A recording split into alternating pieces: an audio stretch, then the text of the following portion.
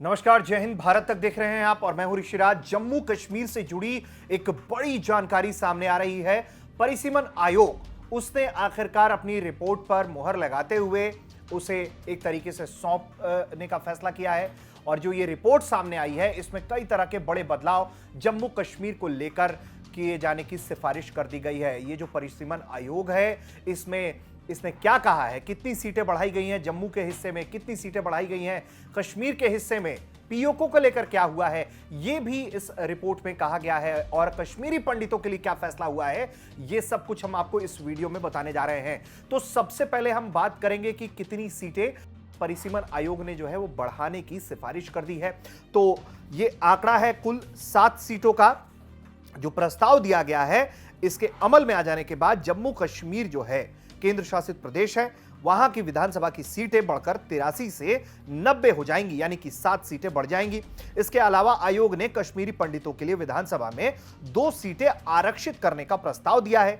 इस आदेश की एक कॉपी जो है सरकार के पास भेजी जाएगी। इस रिपोर्ट में निर्वाचन क्षेत्र की संख्या, उनका क्षेत्र, आकार, जनसंख्या जैसे तमाम विवरण दिए गए हैं। इसके बाद एक गजट अधिसूचना के जरिए इस आदेश को अमली जामा पहना दिया जाएगा। कमीशन की रिपोर्ट में क्या कहा गया है, प्रस्ताव क्या दिया गया है, अब आइए यह जानते हैं। जम्मू कश्मीर में विधानसभा की सीटें 83 से बढ़कर 90 कर दी जाए। इसके अलावा पीओके के लिए 24 सीटें खाली रखी जाएं। ये सीटें जो हैं वो पहले भी खाली रखी गई थी। परिसीमन आयोग के मुताबिक ही जो 7 सीटें बढ़ाई गई हैं उनमें 6 सीटें जम्मू के हिस्से जबकि 1 सीट कश्मीर में बढ़ाया जाएगा। अभी जम्मू रीजन में 37 विधानसभा सीटें हैं जबकि कश्मीर के क्षेत्र में 46 विधानसभा सीटें हैं।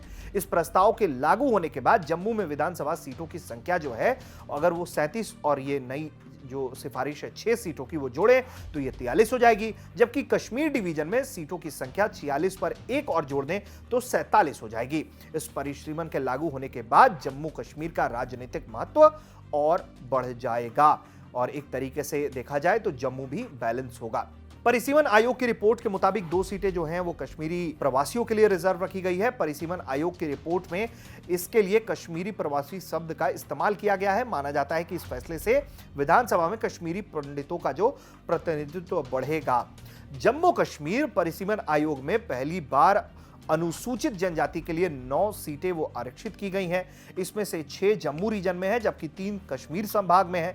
राज्य में विधानसभा चुनाव का रास्ता साफ करने के लिए मार्च 2020 में परिसीमन आयोग का गठन किया गया था। इस रिपोर्ट के जारी होने के बाद से अब इस तरफ उम्मीद बढ़ेगी कि अब जल्द ही केंद्र शासित प्रदेश जम्मू कश्मीर के अंदर विधानसभा के चुनाव कराए जा सकते हैं। इस तरह की रिपोर्ट सामने आने से एक तरीके से देखा जाए तो बीजेपी काफी उत्साहित है, क्योंकि बीजेपी को उम्मीद है कि इस तरीके के बदलाव से परिसीमन की जिस तरीके से नई परिभाषा गढ़ी गई है उससे उसको राजनीतिक लाभ मिल सकता है। आगे इस मामले में जो भी बड़े अपडेट्स होंगे भारत तक आपको सबसे पहले बताएगा, दिखाएगा। देखते रहिए भारत तक।